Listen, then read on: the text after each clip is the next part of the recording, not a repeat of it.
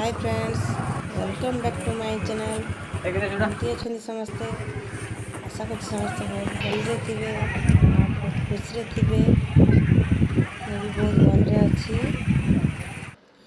आज मु आपण मानकु किछि एमती जगह देखेबी जोटा कि बालेश्वर रे अच्छी आउ जो जगह गले आपन को मन बहुत खुशी हो शांति भी लगे।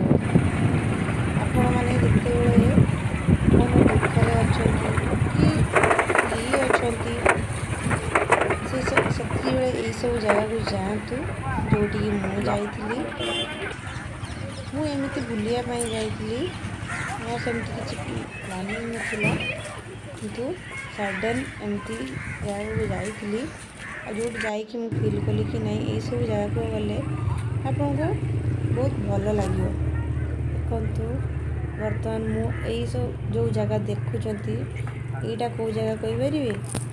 एटा होची बालेश्वर रो चांदीपुर। केबड़े एई ऊपर देखने है। देखंतु एडी आमे जते बेले जाइथिलु सेते बेले वर्षा एला रास्ता रे चल आउ तापरे आमे किछि समय पर जाई बाहरलु पुंतरे तेनु पागडा भी एई भलिया थिला। बहुत भलो थिला पाग किंतु वर्षा हेतला जेहेतु चारिआडे ओदा हो जाइतिला। पुणी थोड़े आम पहुँचला पुणी थे वर्षा आसीगला तेना आम बेस समय से रही पारूनी पड़े आसा बाध्य हलु कहीं सन्ध्या हो जाता। आस्ते आस्ते एमती कि आम वर्षा अटकी दिलु रास्तार प्राय अध घंटारू अधिक समय। देखो आपको ये जगह केमती लगुच आपने कमेंट करेंगे किंतु निश्चय ये जगह बुलाइए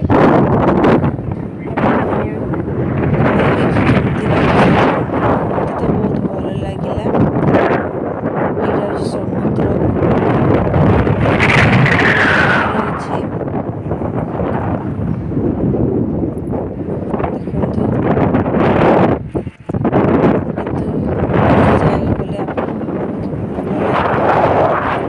इवनिंग टाइम रे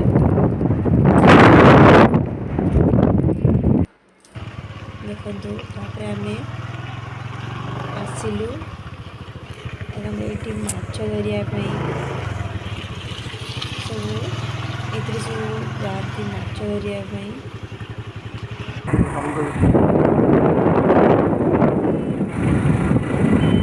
सब देखला भल लगे जगहटा।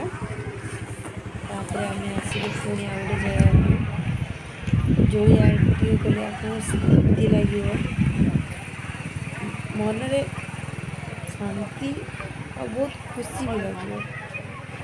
देखो ये जो जगहटा बलराम कृष्ण मंदिर जोटा कि बालेश्वर अवस्थित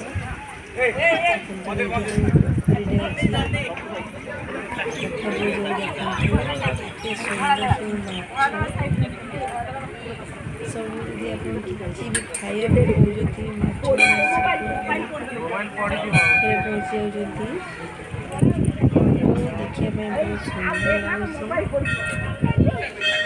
ये बोटिंग करने व्यवस्था अच्छी किंतु आम पाखे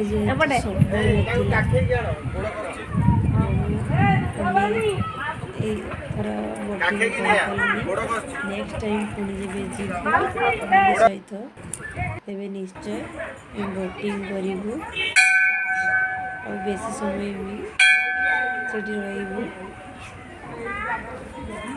देखो केते सुंदर है मंदिरटा पोखरी बहुत ही बढ़िया लगे। मु तो बहुत एंजॉय कली।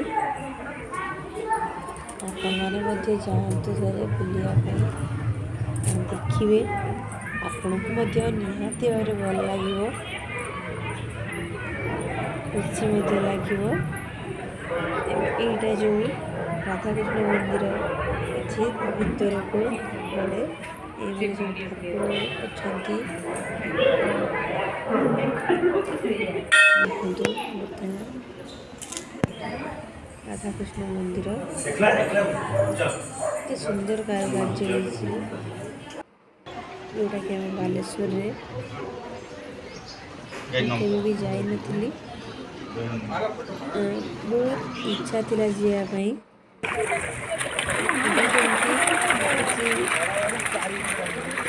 ସୁଯୋଗ ମିଳୁନଥିଲା। ଏମିତି ସଡନ୍ ଭାବିନଥିଲି କେବେ ଯିବି ବୋଲି, ଭଗବାନଙ୍କ ଇଚ୍ଛା।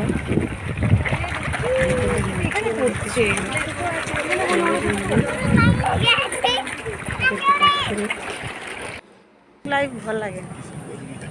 ବର୍ତ୍ତମାନ ଆଉ ଗୋଟେ ଜାଗାକୁ ଆମେ ଆସିଲୁ। ଦେଖନ୍ତୁ ଏଇଟା କେଉଁ ଜାଗା ଗେସ୍ କରନ୍ତୁ।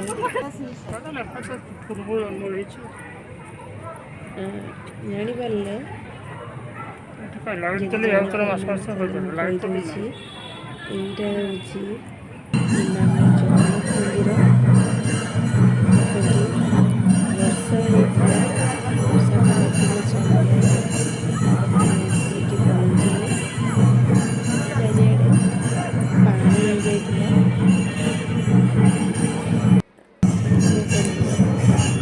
ତାପରେ ବର୍ଷା ଛାଡ଼ିଲା ପରେ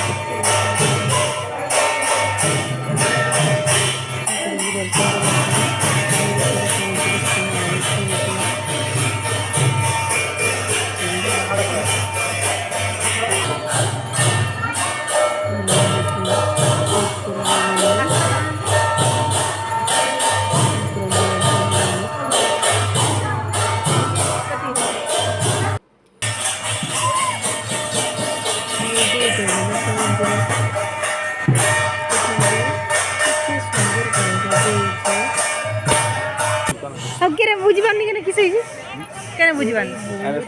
ହଁ ସେ ତ ରହିଲା ସେଠି ଜଳସେନ ଆରେ